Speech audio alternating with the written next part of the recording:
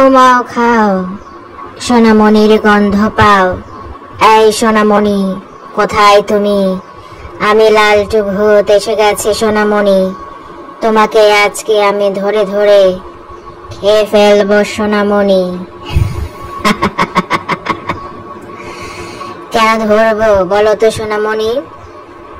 কারণ তুমি অনেক দুষ্ট হয়ে গেছো সোনামণি।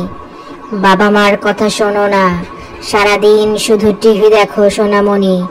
তুমি কেন পড়াশোনা করো না বলো তো? মনে রাখবে সোনামণি, তোমার বাবা মা যেটা বলে তোমার ভালোর জন্যই বলে। বাবা মার মতো তোমার ভালো আর কেউ চাইবে না সোনামণি। তাই বলছি, এখনো সময় আছে সোনামণি, তুমি ভালো হয়ে যাও।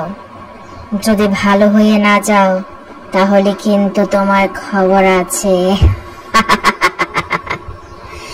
তুমি তো জানো না আমি কি কি করতে পারি, তাই না সোনামণি?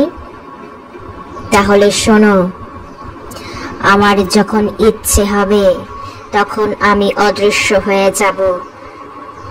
তারপর বাতাসের সাথে উড়ে উড়ে ঘুরে ঘুরে তোমার কাছে চলে আসবো সোনামণি। তোমার কাছে এসে চুপ করে তোমাকে নিয়ে যাব সোনামণি।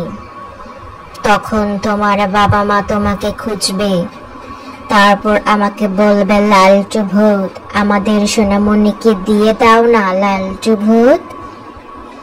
তখন আমি বলবো, না না না, আমি সোনামণিকে দেব না। আমি সোনামণিকে ধরে ধরে খেয়ে ফেলবো। সোনামণিকে খেয়ে ফেলার জন্য আমি ধরে নিয়ে এসেছি, ছেড়ে দেবার জন্য তো আনিনি।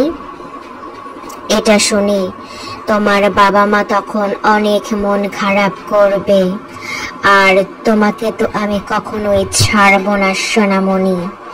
তখন তোমার কেমন লাগবে বলো তো? তোমাকে আমি কিছু খেতে দেব না, তারপর কি হবে বলো? তখন তুমি আমার কাছে খেতে চাইবে, কিন্তু কোনো খাবারই পাবে না তুমি সোনামণি। তাই বলছি, গুড গার্ল হয়ে যাও, বাবা মার কথা শোনো, লক্ষ্মী বাবুদের মতো হয়ে যাও সোনামণি। মনে রাখবে, বাবা মার মতো আপন কেউ হয় না। তাই তারা যেটা বলে সেটা তোমার ভালোর জন্য বলে, সেটা তুমি শুনবে সোনামণি। বেশি বেশি করে পড়াশোনা করো সোনামণি। বেশি বেশি করে পড়াশোনা করে বড় হয়ে তুমি অনেক ভালো মানুষ হয়ে যাও সোনামণি।